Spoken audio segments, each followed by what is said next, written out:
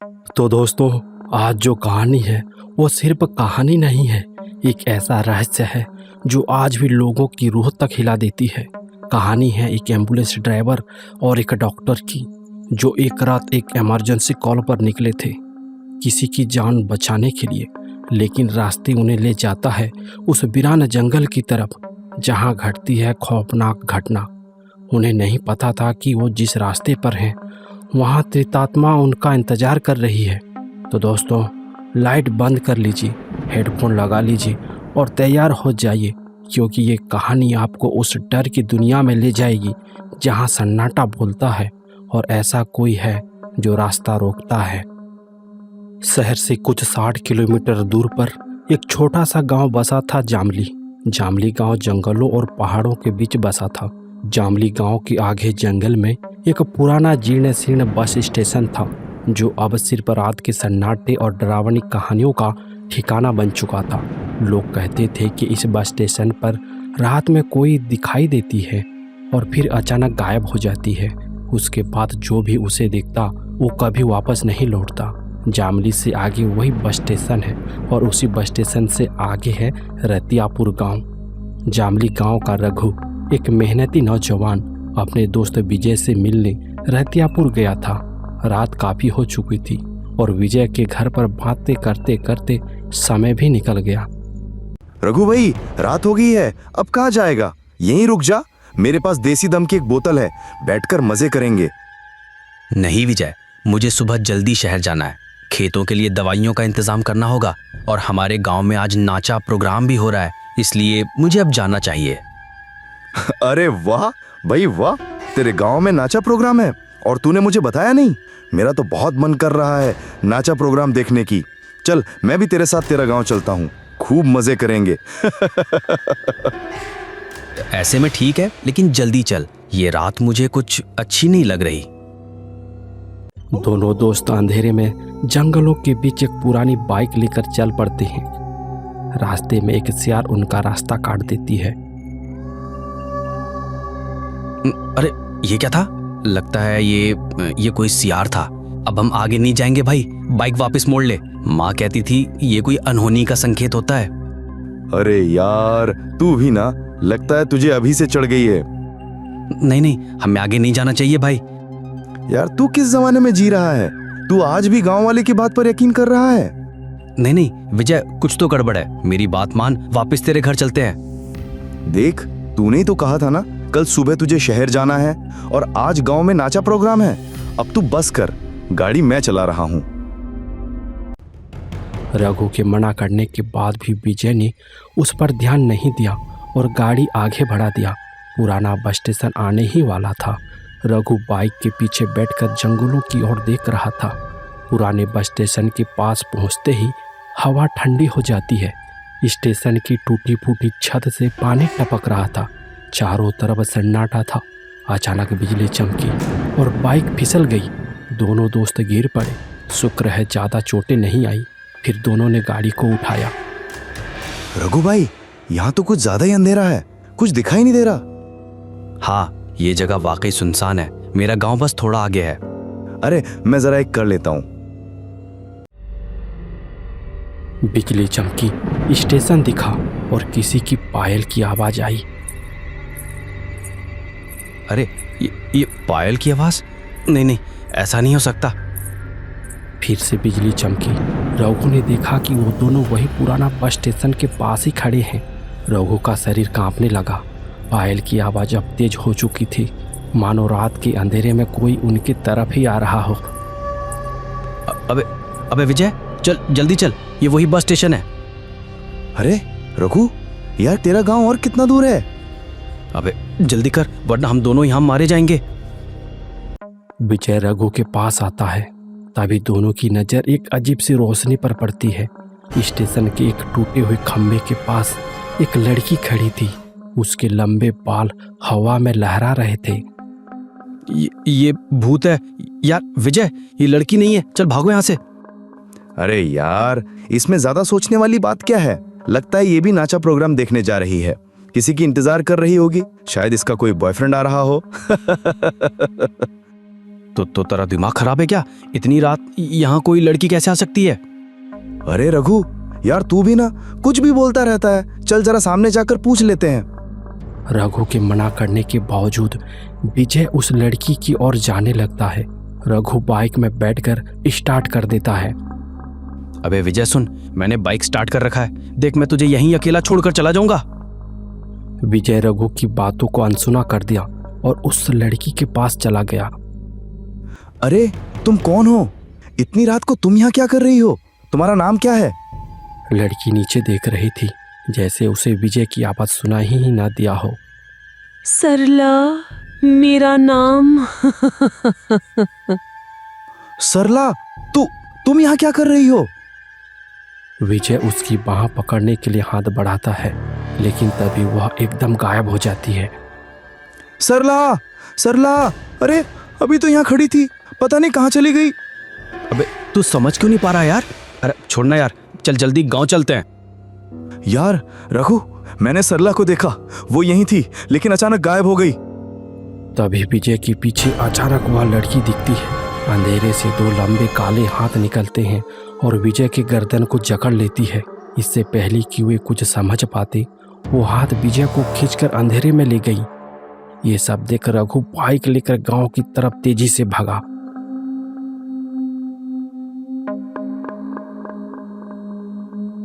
एक emergency call आया है अजीत, हमें एम्बुलेंस लेकर जल्दी गांव पहुंचना होगा। क्या? ये आप क्या बोल रहे हैं डॉक्टर साहब? इस समय जंगलों में जाना सही नहीं है। ये हमारा फर्ज है, हमें जाना ही होगा। डॉक्टर सूरज और ड्राइवर अजीत दोनों एम्बुलेंस लेकर गांव के लिए निकल पड़े। एम्बुलेंस तेजी से सुनसान सड़क पर दौड़ रही थी। मरीज की हालत नाजुक थी और समय कम था। डॉक्टर साहब, ये रास्ता मुझे ठीक नहीं लग रहा। ये जंगल वाला रास्ता है। लोग कहते हैं यहाँ रात में त्रेत आत्मा दिखती हैं। अरे त्रितात्मा, ये क्या है? अजीत, ये सब बकवास है। हमें मरीज तक पहुंचना है, तुम बस गाड़ी चलाते रहो। आज की रात दोनों के लिए बड़ी चुनौती बन गई। जंगलों के बीच तेज बारिश शुरू हो जाती है। एम्बुलेंस की लाइट बारिश में धुंधली पड़ने लगती है। अजीत का दिल तेजी से धड़क रहा था, पर क्या करें, यही तो ड्यूटी है। बात किसी की जान बचाने की है, जाना तो पड़ेगा ही। अजीत अपने गले में पहनी रुद्राक्ष की माला को छूता है।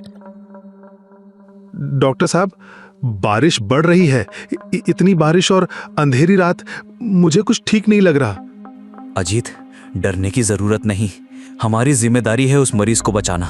बस ध्यान रख, गाड़ी धीरे और संभल कर चलाना। तभी अचानक एम्बुलेंस एक झटके के साथ रुक जाती है। दोनों घबरा जाते हैं। अजीत ने खिड़की से बाहर झांक कर देखा, वह घबरा जाता है। उसके गला सूखने लगता है। एम्बुलेंस वही पुराने बस स्टेशन के पास रुक गई है। स्टेशन की टूटी फूटी दीवारें और खंबे बारिश में और डरावने लग रहे थे। अरे अजीत, ये क्या हुआ? एम्बुलेंस क्यों रुक गई? इंजन ओवरहीट हो गया डॉक्टर साहब, अब क्या करें? अजीत, बाहर बारिश है, पर हम यहाँ रुक भी नहीं सकते और ना ही किसी को मदद के लिए बुला सकते हैं। हमें नीचे जाकर इंजन को चेक करना होगा। दोनों बारिश में भीगते हुए एम्बुलेंस से नीचे उतरते हैं और टॉर्च की रोशनी में रेडिएटर से धुआं उठता दिखाई देता है। बारिश की बूंदें उनके चेहरे पर टकरा रही थी। डॉक्टर साहब, गाड़ी का इंजन बहुत गर्म हो गया है। अब इंजन को ठंडा होने में वक्त लगेगा। अरे यार, ये क्या मुसीबत है? हमें मरीज तक जल्दी पहुंचना है। अजीत, इसे ठीक होने में और कितना वक्त लगेगा? कम से कम आधा घंटा लगेगा डॉक्टर साहब। चलिए वापस अंदर बैठते हैं। दोनों एम्बुलेंस में वापस चढ़ जाते हैं। सूरज की बेचैनी बढ़ रही थी। वह बार बार अपनी घड़ी की ओर देख रहा था। मुझे ये समझ में नहीं आ रहा कि बाहर इतनी तेज बारिश है और गाड़ी का रेडिएटर इतना गर्म क्यों है। हाँ अजीत, मुझे भी ये बात हजम नहीं हो रही है। वैसे हमें कुछ देर और रुकना ही होगा लगता है। सर जी, थोड़ा टाइम तो लगेगा, हमें इंतजार करना होगा। अजीत, अगर हम वक्त पर नहीं पहुंचे तो मरीज की जान जा सकती है, पर यह बारिश तो रुकने का नाम ही नहीं ले रही। तभी बिजली की एक तेज चमक आसमान में कौंधती है। उस रोशनी में सूरज को स्टेशन के पास एक औरत की परछाई दिखाई देती है। वह सफेद साड़ी में थी और उसके बाल बारिश में भीगे हुए थे। डॉक्टर साहब, वो देखो, वहां कोई खड़ा है। कहाँ? मुझे तो कुछ नहीं दिख रहा। मैंने साफ साफ देखा डॉक्टर साहब, सामने एक औरत थी, यहीं स्टेशन के पास। डॉक्टर कुछ कहने ही वाला था कि तभी एम्बुलेंस के पीछे की खिड़की पर ठक ठक की आवाज़ आती है। दोनों की सांसें थम जाती है। ये क्या था? कि किसने हमें पत्थर मारा? अरे यार, तुम फिर से शुरू हो गए। शायद कोई पत्थर या टहनी टकराई होगी। चलो पीछे जाकर देखते हैं। दोनों धीरे धीरे पीछे की ओर जाते हैं। खिड़की पर एक बड़ा सा पंजे का निशान था, जैसे किसी ने शीशे पर हाथ मारा हो। डॉक्टर, ये तो किसी इंसान के पंजे का निशान है। यार अजीत, पता नहीं मुझे ऐसा क्यों लग रहा है कि कोई यहाँ है। हमें गाड़ी स्टार्ट करनी चाहिए। अब एम्बुलेंस का रेडिएटर ठंडा हो चुका है। अजीत ड्राइवर अपनी सीट पर बैठता है और चाबी घुमाता है। इस बार इंजन स्टार्ट हो जाता है। दोनों की जान में जान आती है, लेकिन जैसी ही एम्बुलेंस आगे बढ़ती है वह फिर से रुक जाती है। तभी एम्बुलेंस के दरवाजे पर खटखटाने की आवाज आती है। अरे यार, अब ये कौन है? ये वही लड़की है सर, आप दरवाजा मत खोलिए। अरे भाई, तुम फिर से शुरू हो गए। कोई मदद के लिए आया होगा। तू रुक, मैं जाकर देखता हूँ। सूरज सर रुकिए, कुछ गड़बड़ लगता है। कोई बाहर बारिश में भीग रहा है। मैं दरवाजा खोलता हूँ। अजीत सूरज को रोकने की कोशिश करता है, लेकिन सूरज दरवाजा खोल देता है। बाहर कोई नहीं था। बारिश की तेज बूंदें जमीन पर गिर रही थी। तभी अचानक औरत उनके सामने प्रकट होती है। वह पूरी तरह भीगी हुई थी। क्या मैं अंदर आ सकती हूँ? हाँ, आइए, आप अंदर आ जाइए। सूरज उस लड़की को गौर से देख रहा था। उसकी साड़ी पुरानी थी और उसके चेहरे पर एक अजीब सी सिहरन थी। अजीत, वो लड़की गायब हो गई। क्या? मैं तो पहले से ही आपको बोल रहा था सर, आप जल्दी से दरवाजा बंद कर दीजिए और अंदर आ जाइए। तभी डॉक्टर सूरज के खिड़की में उसकी चेहरा दिखाई देती है। हाँ, मुझे भूल रहे हो? दोनों ने देखा कि वह लड़की अब एक डरावने रूप में थी। उसका चेहरा विकृत था, आंखें लाल थी और उसके काले लंबे बालों से चेहरा ढकी हुई थी। सूरज डर कर अजीत के पास बैठ जाता है। देखो, तुम जो भी हो, हमें छोड़ दो, हमें जाने दो। देखो, हम दोनों का कोई इंतजार कर रहा है। उसे हमारी मदद की जरूरत है। हम डॉक्टर हैं। मदद। तभी अजीत ने अपने रुद्राक्ष माला को छूता है। तभी वह आत्मा गायब हो जाती है। अजीत एम्बुलेंस चालू करने की कोशिश करता है। एम्बुलेंस थोड़ी देर के लिए चालू हुआ पर फिर से बंद हो गया। डॉक्टर साहब, अब हमारे पास कोई उपाय नहीं रहा। एक तो हम पूरी रात इसी एम्बुलेंस के अंदर सुबह होने का इंतजार करेंगे, या फिर नीचे उतरकर इंजन को ठीक करेंगे। नहीं, हम नीचे नहीं उतरेंगे। तुमने देखा ना, उसकी आंखें कितनी भयानक थी। डॉक्टर साहब, क्या आपने देखा? मैंने जैसे ही अपने रुद्राक्ष की माला को हाथ में लिया, वो गायब हो गई। इसका मतलब वो हम पर हमला नहीं कर सकती, क्योंकि हमारे पास ये रुद्राक्ष की माला है। दोनों एक दूसरे का हाथ पकड़कर एम्बुलेंस से नीचे उतरते हैं और इंजन के पास जाते हैं। जैसे ही दोनों एम्बुलेंस से उतरकर इंजन के पास गए, तभी अचानक उनके सामने फिर से वही प्रेत प्रकट हो जाती है। तुम चाहे जितनी भी कोशिश कर लो, यहाँ से नहीं जा पाओगे। देखो, हम मानते हैं कि तुम्हारे साथ गलत हुआ होगा, पर अभी जो तुम कर रही हो, क्या ये सही है?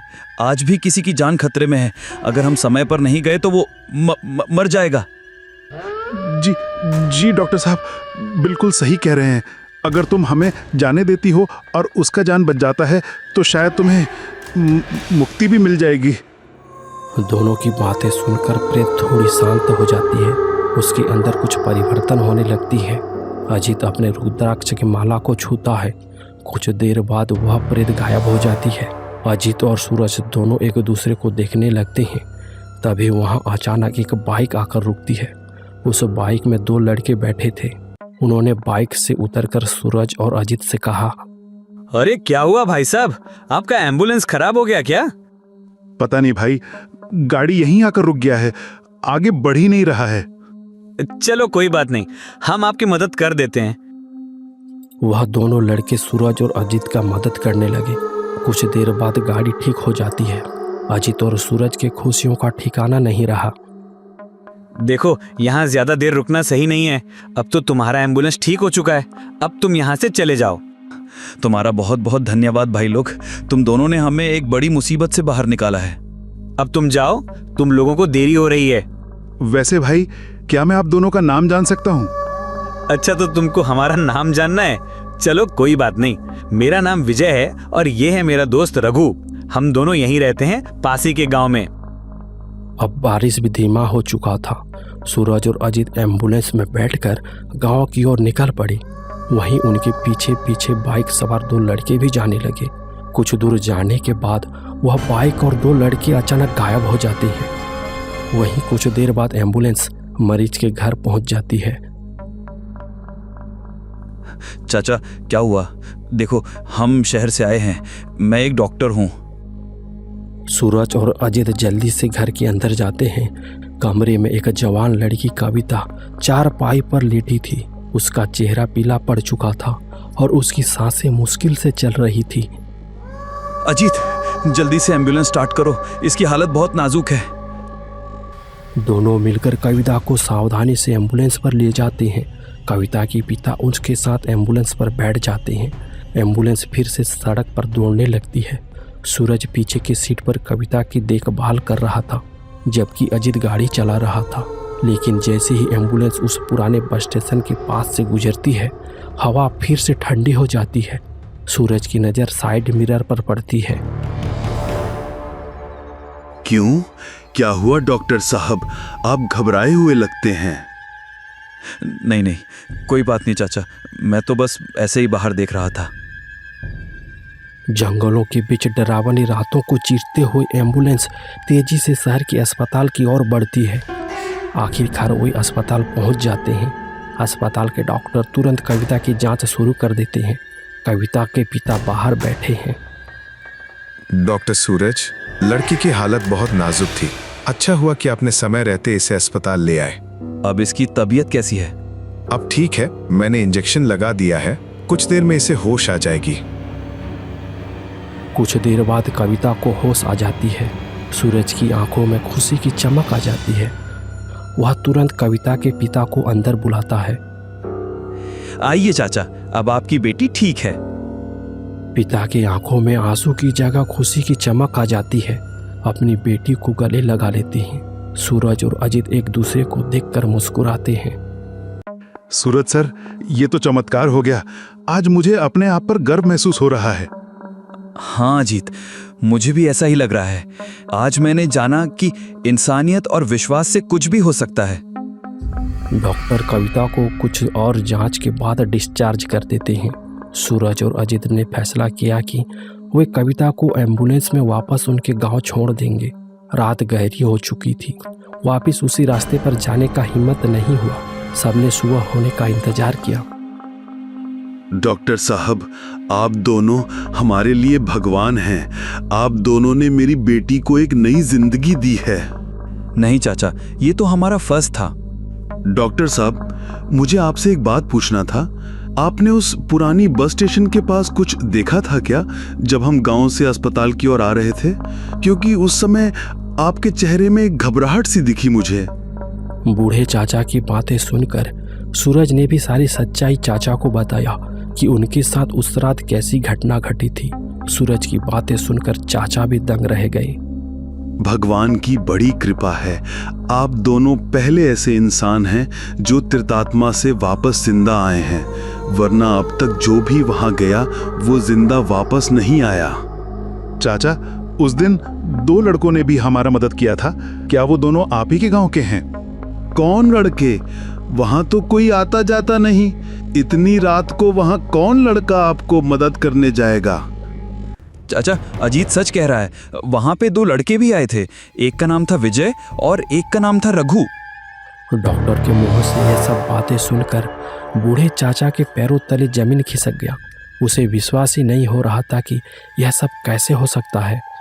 क्या हुआ चाचा, आप चुप क्यों हो गए? डॉक्टर बेटा, आप जिस लड़कों के बारे में बता रहे हैं, दरअसल उन दोनों की मौत 3 साल पहले ही हो चुकी है, उसी पुरानी बस स्टेशन के पास। क्या? मैं नहीं मानता। वो दोनों तो हमारे साथ ही थे। उन्होंने हमारा मदद किया था। देखो बेटा, बात यह है कि आज से 20 साल पहले उसी बस स्टेशन के पास एक लड़की की एक्सीडेंट से मौत हो गई थी। उस लड़की की आत्मा वहीं पर भटकती है। उसके बाद वहां कई घटनाएं होने लगीं।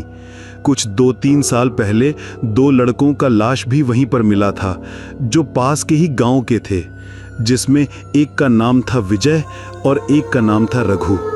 कहते हैं विजय तो वहीं पर मर गया था, लेकिन रघु गाड़ी के साथ एक पेड़ पर टकरा के मर गया था। तब से वहां पर तीनों की आत्मा भटकने लगी।